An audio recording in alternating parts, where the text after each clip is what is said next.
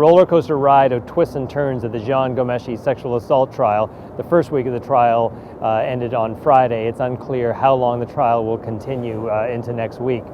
We heard the second day of testimony from Lucy Descouture, who struggled under cross-examination to explain why, after the alleged assault by Jian Ghomeshi, she sent a number of flirty emails and a photo of her, in the words of defense counsel Marie Henin, filleting a beer bottle on the street.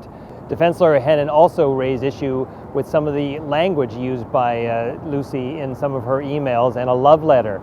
She talked about wanting to F his brains out shortly after they had the alleged incident, which is the subject of this trial. Also, Lucy wrote an email to Jian Ghomeshi indicating that based on a line she'd seen from a couple in the TV show 6 Feet Under, she might be interested in having a long-term relationship with Jian Ghomeshi. Then the kicker: why did you, Lucy, say that you love his hands? I love your hands, she wrote in one of her letters. Lucy said she was talking love to the thing that was used to hurt her, the hands.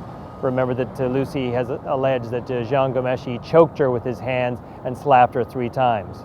We've now heard from 2 complainants, one Lucy Descouture and another a woman whose name is covered by a ban on publication.